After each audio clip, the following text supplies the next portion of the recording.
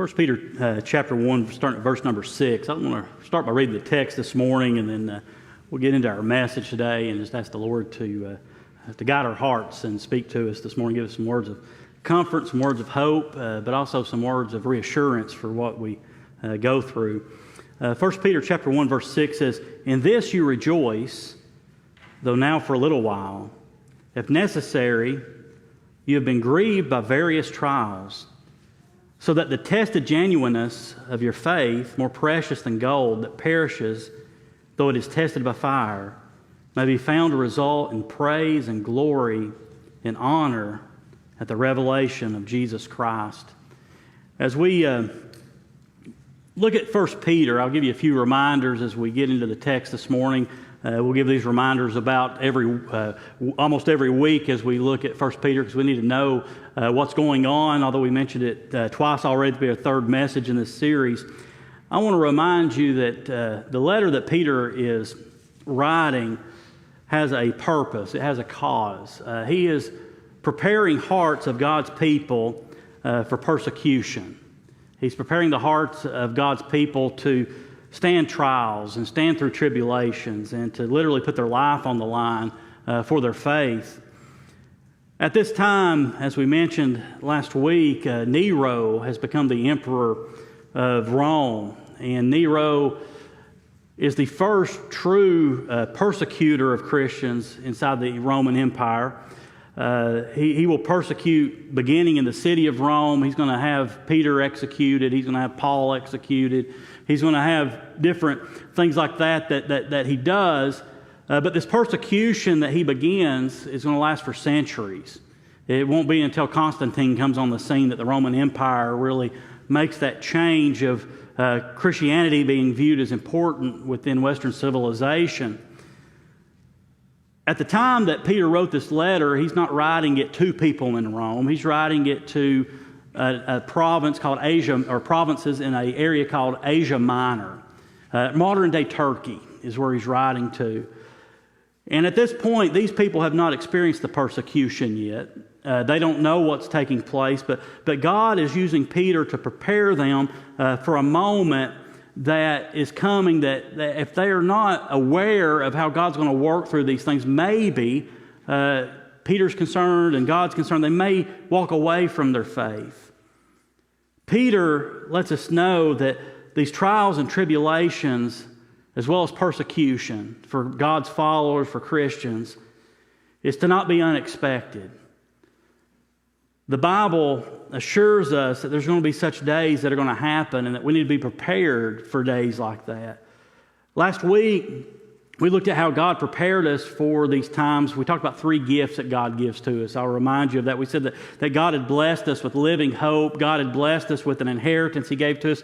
He even blessed us by giving us His power. And He's prepared us for these moments. But this week, as we begin to continue to look at the letter and gain new insight to persecution, what we need to focus in on is the fact that when we have trials in life, we must not look at those trials just as burdens, just as a difficulty, just as something that we have to go through, that's a complication in our life. But we've got to acknowledge the fact when we go through times like that, God actually uses those times and those events to build our faith, to build our character, to build our strength in Him. Recently, we've seen a lot of events take place in our nation. I look around and I see the violence that we have in our nation. Lindsay mentioned the school shooting last week. It's getting to where we're numb to those events taking place. Is that not true? Violence everywhere we look. Last year we had an assassination attempt on a presidential candidate. How many years has it been since we've had that fear in our lives? And then recently, this past week, we had an actual political assassination in our nation. You look at the violence that we have around us, and when you look at what's taking place, and it really challenges us in our faith, and it challenges us in our walk. It seems like as we look around our nation, we look at these values that we hold. One thing that we hold to be very dear to us as believers in Christ is life, humanity. That's a dear principle that all of us have. I don't care what your political persuasion is. One thing as a Christian we must agree on is that life is important. And life today, as we look at the world around us, is being threatened. It's being violated.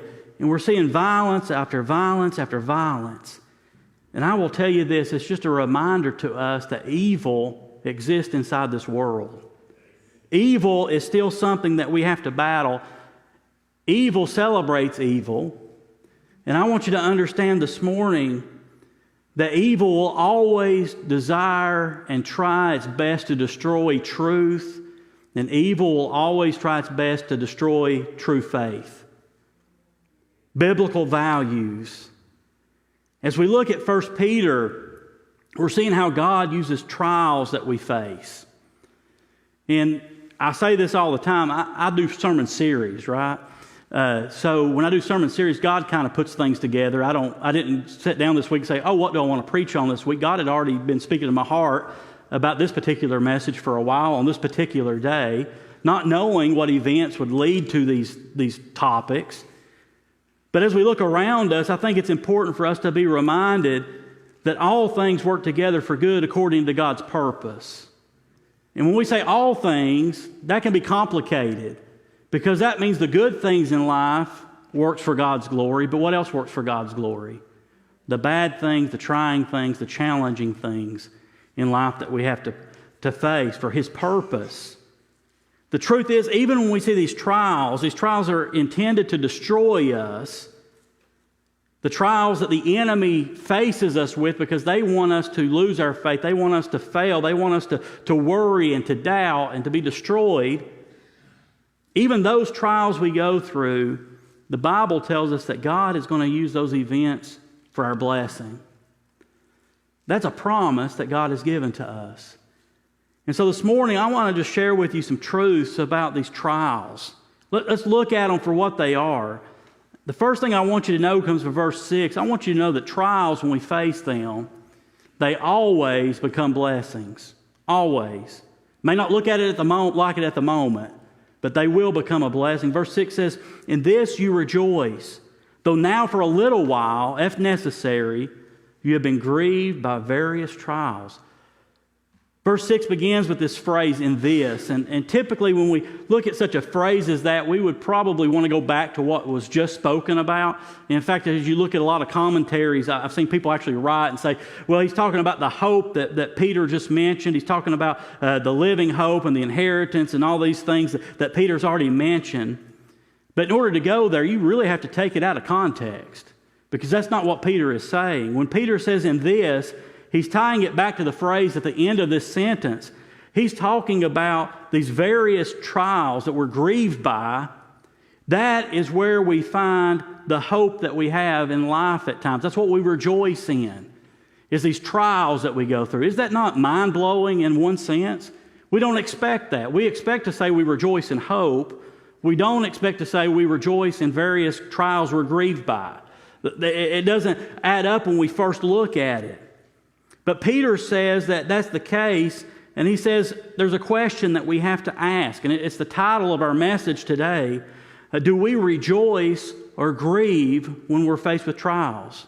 What do we do? Do we rejoice or do we grieve? While we receive the instructions to rejoice, you know what our tendency is? Is to always grieve first. We're human, right? That's where we turn to. That's what we do. The first thing we want to do is doubt when we have trouble come. We want to get discouraged. We want to look at it from the negative side, because things in life are supposed to always be good. The fact is, we have been indoctrinated to believe that nothing negative should ever happen in life. We think everything's supposed to be good. It's all supposed to go the right way. It's all supposed to just fall in order. It's all supposed to just be great. In fact, even in a church setting, and when we talk about how God has blessed us, the first thing most of us think of is, God's blessed me with good finances. God's blessed me with the home I wanted. God blessed me with the job I wanted. God blessed me with the car I wanted. That's exactly what we think about when we think about blessing. We think about the things that we want and the things that we enjoy in life. But the fact is, one of the greatest blessings that God gives to His followers are the difficult times that we have in life. One of the greatest blessings we have. We don't see it at the time, but that's how God builds our life and builds our faith and builds our strength.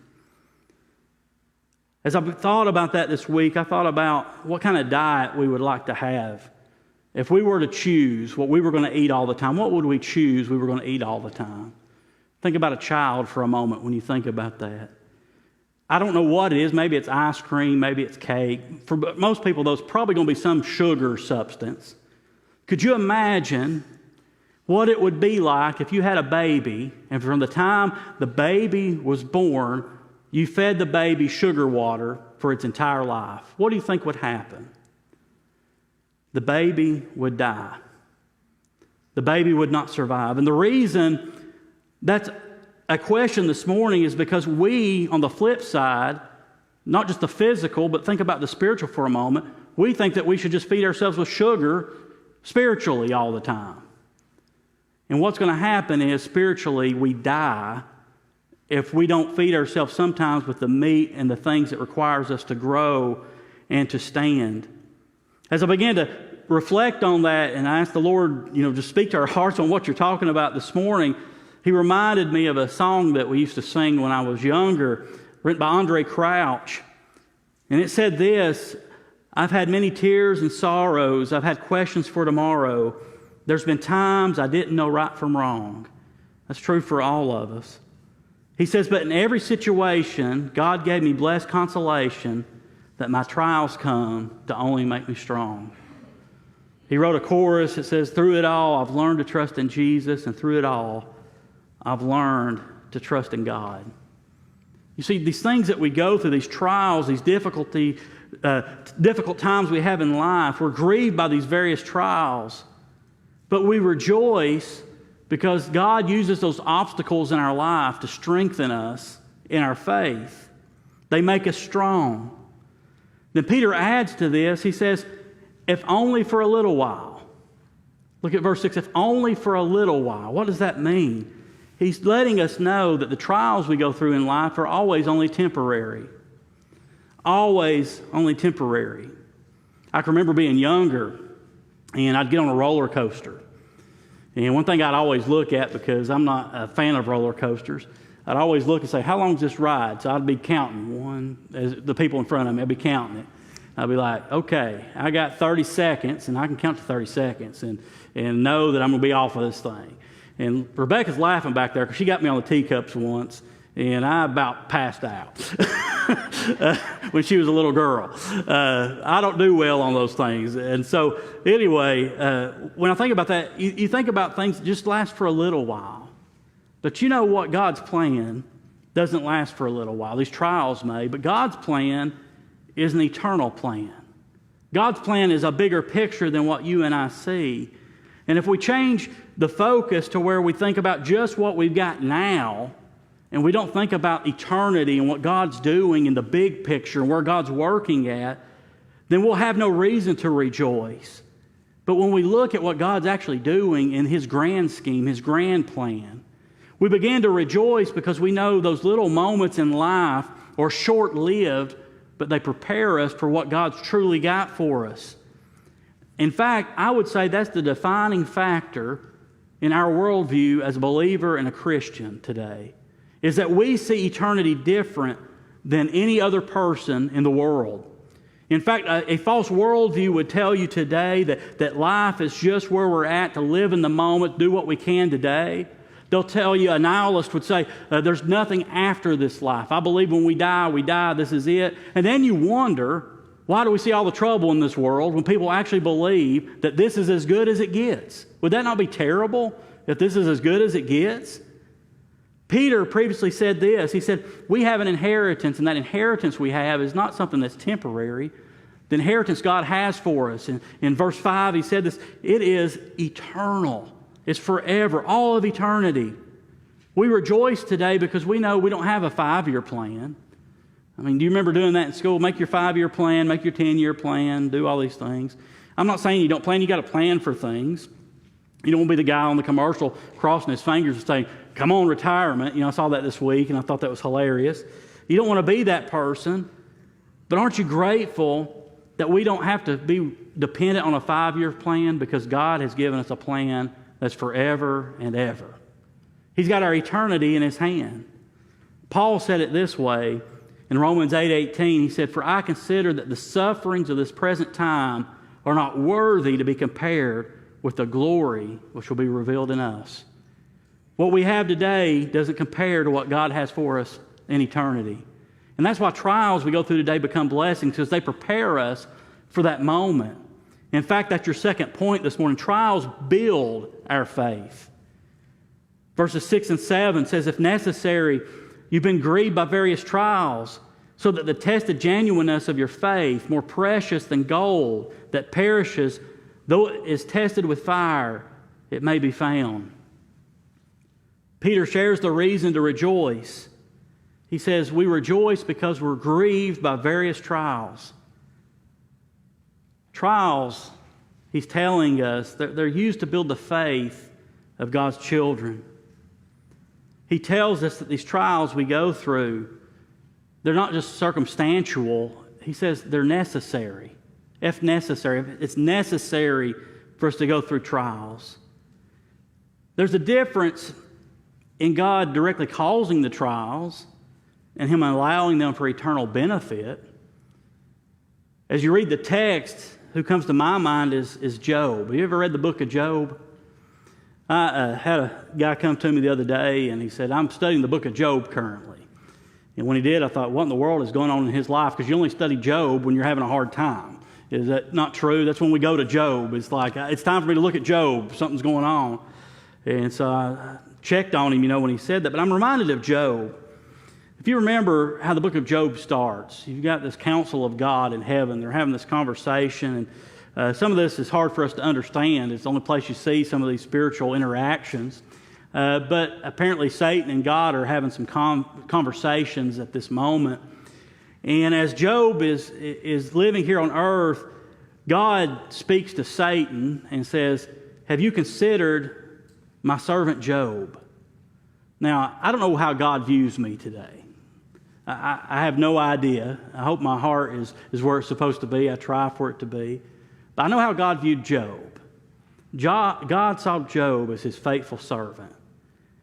And I want you to know today, if God sees you as a faithful servant, you're in a great spot. But at the same time, the enemy also knows where your heart's at. And this morning, as we look at Job and we consider what God said, He said, "Have you considered my servant Job?" Satan is the great accuser. Do you remember what Satan told God? He said, "Yeah, I've considered Job, but I know one thing to be true." And he's always lying. He says, "I know that Job only follows you for 2 reasons. One is because you've blessed him, and 2 is because you always protect him." And God said, "Okay, I'm going to tell you what. I'm going to take my hand of protection off of Job for just a season. I'm going to allow you to tempt him. I'm going to allow you to test him. I'm going to allow you to bring trials into his life." We know the story. Job ends up losing everything he had. He loses his home and his family and his animals. He ends up having boils all over his body. I say this, I don't mean it jokingly like I say this, but it almost makes me think I'm reading about a meth addict when I read his story.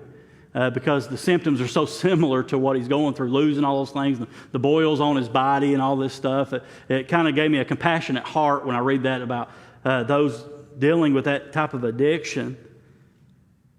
But Job was being faithful to God during that time, going through all these bad experiences, and God blessed him for it. But I want you to know something this morning. We're not removed from that. God holds the same truth with us. Trials are necessary in our life to build our faith. Peter adds in the text, you'll notice this, he'll say that trials are more precious than gold. In economics, there's a theory called subjective theory of value. If you've taken economics, you're probably familiar with that. And what the subjective theory of value says is that we take an object and we will place a value or deem a worth to that, assign a worth to it, a value to it, based off subjective things.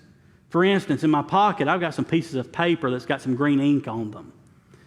And I'll tell you something, these are worthless if I were to try to turn them into something else.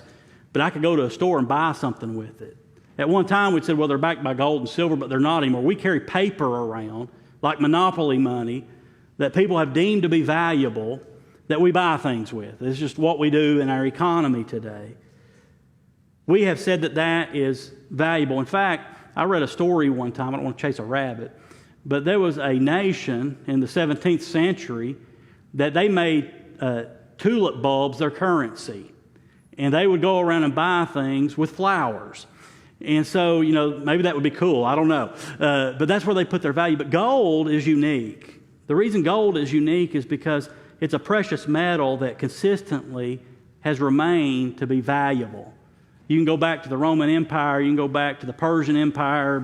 It doesn't matter. Gold was always a value, and it remains a value today for whatever reason.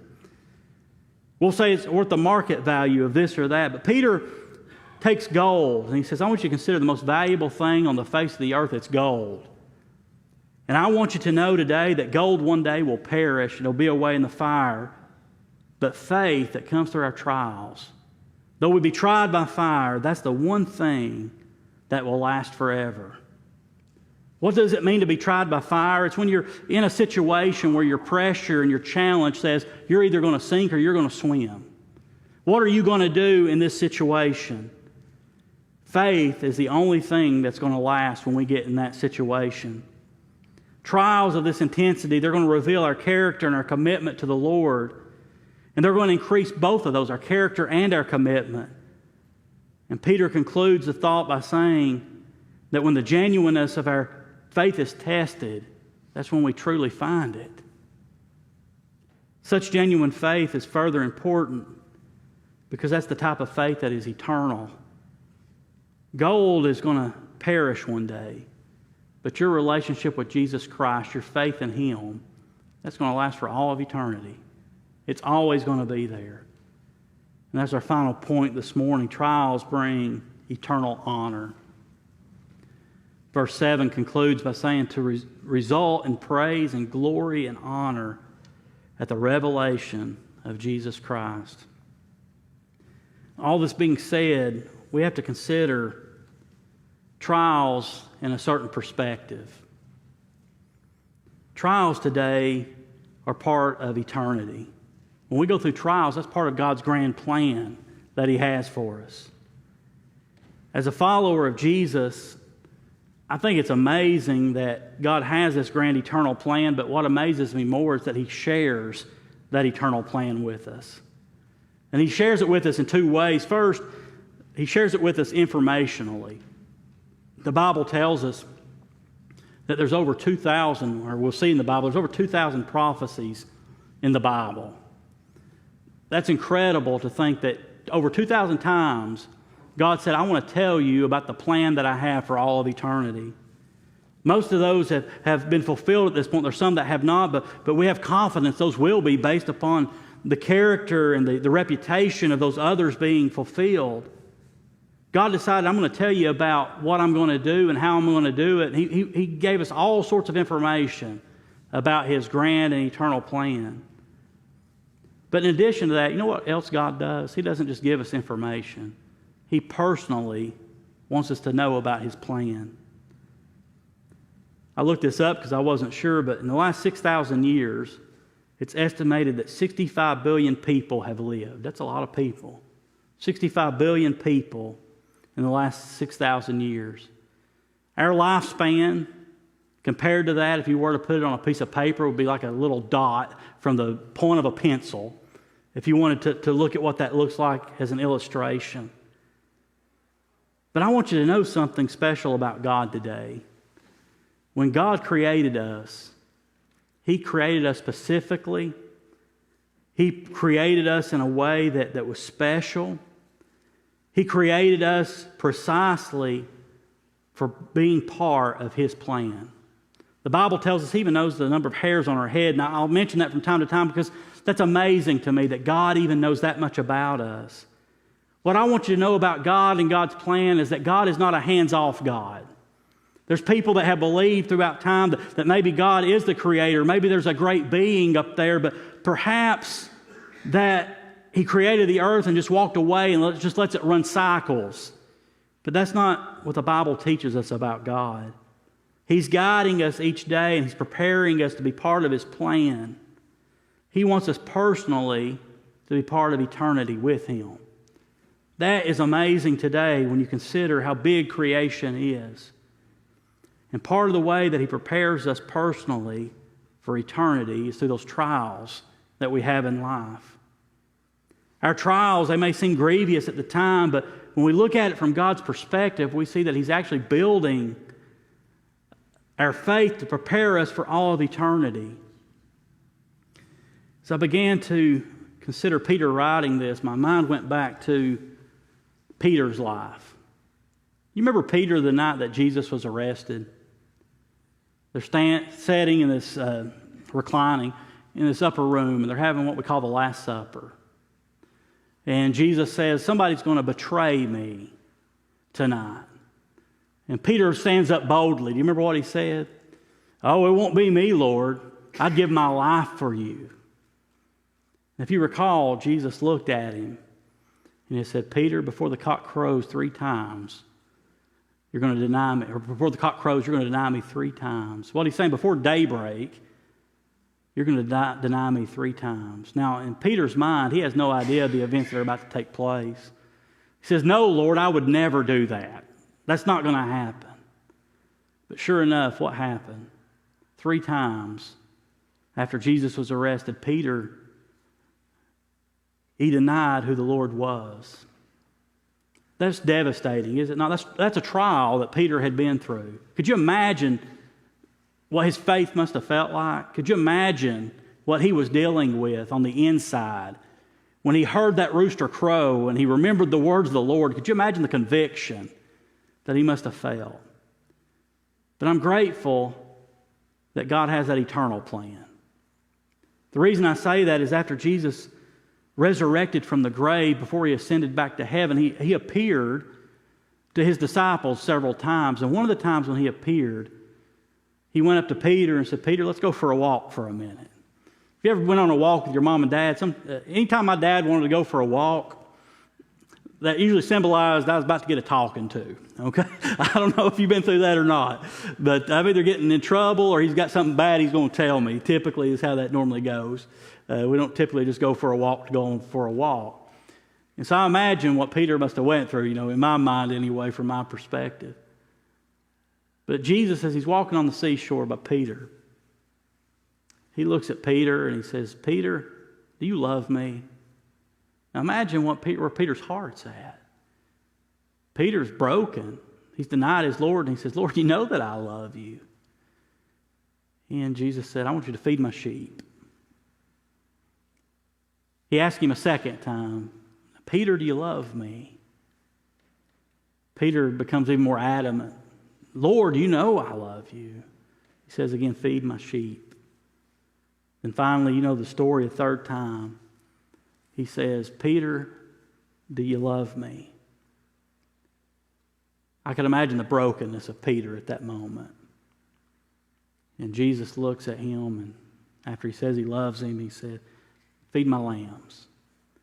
I share that story with you this morning to remind you that Peter too had to be redeemed. Peter too had to go through trials. Peter had to be restored to the place that God wanted him to be at in order for him to serve God for eternity. Jesus wasn't surprised when Peter failed that first time. He knew that Peter, where his faith was at, his faith was in himself and his own abilities. He had not received the Holy Spirit. There's a lot of things there you could talk about. He knew he wasn't ready, but I do know this. After that moment, the same man that denied the Lord in front of a little servant girl would now stand before kings and say, I love Jesus Christ, I'm a follower of Jesus Christ, knowing that He was going to die a martyr's death for his faith. I hope you see in that in Peter's life, God used trials to build his faith and to put him where he needed to be. And in the end, Peter was willing to die a martyr's death because God prepared his heart with faith for eternity through those trials. When Peter wrote these words, he is aware that the persecution was on its way.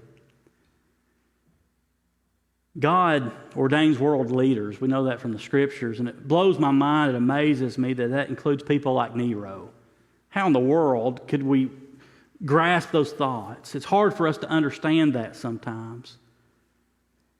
We look at events like we've been through in our nation recently, and we look at all the violence around us, and we wonder, why in the world do we go through these things? What are we seeing? We reminded you last week the reason Jesus has not returned is because he's merciful. He's not willing that any should perish. I think it's true that God cares for our daily needs, and we don't ever want to forget that. But we also have to be reminded that his complete plan is an eternal plan. The question we're faced with today is, where is my faith at? Is my faith genuine? Is my hope in the right direction? Am I hoping on the right things? If I were to face extreme persecution, could I stand? And could I say that I'm a follower of Jesus Christ? What would happen if we faced that decision and our life was on the line? And then I stopped for a moment and I realized, guess what? We do face that decision with our life on the line. It's not about today, it's about eternity. Have we put our faith and our trust in Christ for real? Have we really trusted in the Lord? When we face trials today, what does our faith look like? One of these days, it's going to be the last day for all of us. That's just the way that it is. We don't know when that day is going to come. But I do know this. I'm so grateful that when that day does come, I'm just going to go to eternity to be with my Lord. We have a hope that God has given to us. Though weeping may endure for the night, what does the Bible say? Joy comes in the morning. Will you pray with me this morning?